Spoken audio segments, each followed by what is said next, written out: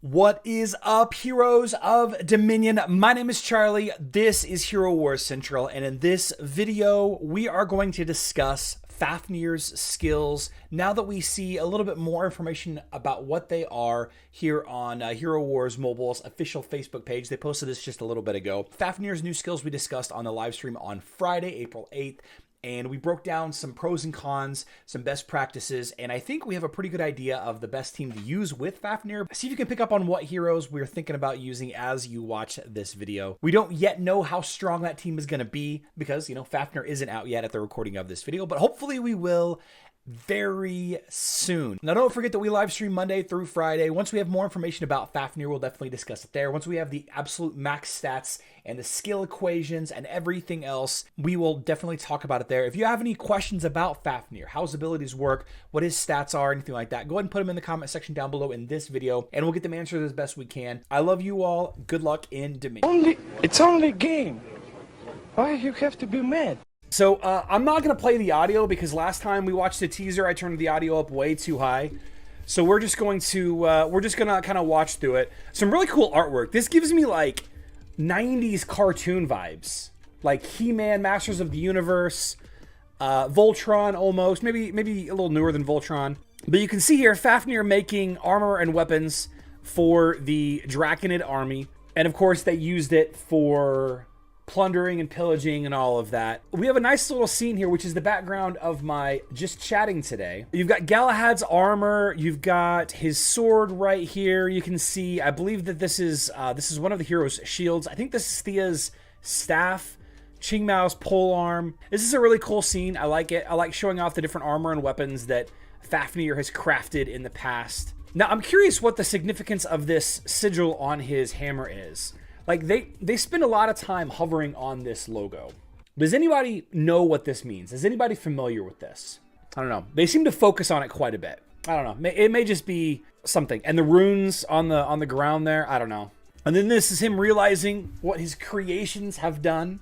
So now he vows to only make, and there's Aurora's shield right here. He vows to only make armor and weapons for the Guardians. This is a really cool scene. I like this. I like this scene a lot. He's just barehanding the hot metal. Very cool scene. Presenting it to Galahad.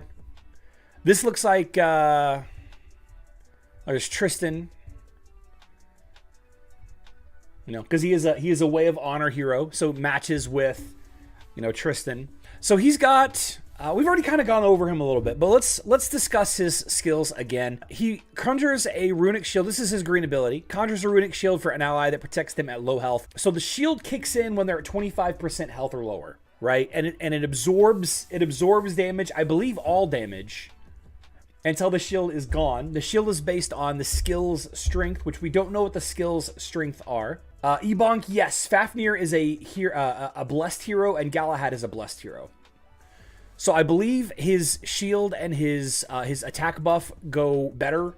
I believe that they're increased, although I'm not specifically sure by how much. I don't know if it's doubled or if it lasts longer. I don't know if maybe it reapplies after it ends. And it's blocked damage. You can see that Tristan is blocking the damage, the magic damage and the physical attacks. So let's see. Another question that needs to be asked is, what if Fafnir is the last one alive? He will forge the shield and protect himself, but he has basic attacks until the second skill is unlocked. So the green ability, where he boosts the defenses of an ally, is actually based on his physical attack. So every time he does a physical attack in his rotation, kind of like how every time Nebula does a physical attack, she doesn't actually attack the enemy. She swaps the equilibrium buff between other heroes.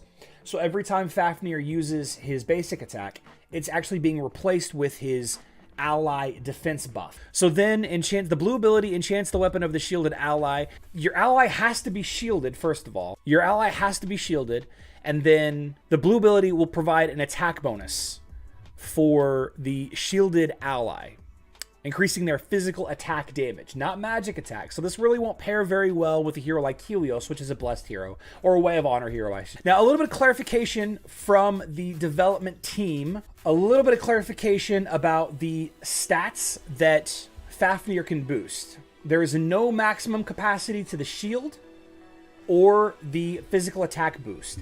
which means allies that boost Fafnir's physical attack through artifact weapons, or say for Nebula's equilibrium buff, those buffs will affect Fafnir. They will increase his buff that he gives, his defensive buff as well as his attack buff, right? Good stuff.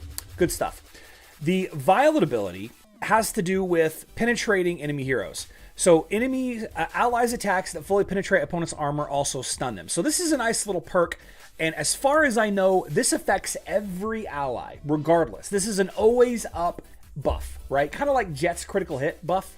I believe that this bonus to your allies is up at all times. It's not active, it's a passive buff. We'll know more again once we have more the hard equations and everything about Fafnir's skills. Being able to completely negate an enemy's armor is only capable with a select few heroes, right? But a hero like Qing Mao, who has an armor penetration artifact, as well as a couple of other heroes that you might use that have armor penetration artifacts like Elmir or others, could help you continually stun lock the enemy front line. Purple is usually passive. Yeah, but usually it's passive on another ability, Ben. But you're right, a lot of time it does. Does Fafnir make Galahad better than Kark? No, no chance. And then continuing on, we have Fafnir's ultimate, stuns all enemies and grants the current effects of Runic Shield and Runic Blade to all allies. So gives shield, gives bonus physical attack to all allies. How effective is this? I don't know. I don't know how strong this is going to be yet. We need to see the equation. We need to see the hard numbers behind it. We'll get that probably very soon. Cool little logo here. Everybody gets the armor and the attack buff. Everybody on the enemy team is stunned. Nice little ability here. Nice little crowd control. If you have a couple of heroes, they're going to be ignoring the armor of the enemy as they attack. It's going to be some nice little bonus stun action. While we're here discussing the ultimate or the gray ability, let's talk about the artifact weapon. Let's talk about the artifact weapon that Fafnir... The artifact weapon for Fafnir is physical attack. It's going to provide your allies with physical attack whenever he uses his ultimate.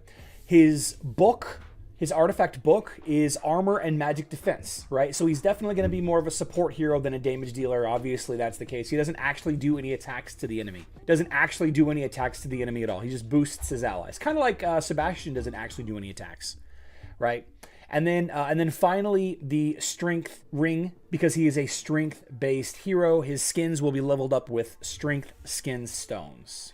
Now, as far as Fafnir himself, we don't have him. We don't have his equations about the stats and everything yet, so we don't know 100% yet, how effective he's going to be. I find it unlikely that they would add him if he was going to be a weak hero. So I think it may actually come down to whether or not you are leveling up a Way of Honor team or not, right? I think the Way of Honor boosts are nice. They're a nice little cherry on top. But I don't know that it's going to be a hero that I'm going to level up. With Artemis's rework, I can see the Honor team being strong with them. I was curious why they didn't wait for Artemis's rework until this event. Wouldn't it have made sense? Wouldn't it have made sense to wait for Artemis's rework until this event? An event showcasing Embark Upon the Way of Honor. Showcasing the Way of Honor and, a brand new hero for it.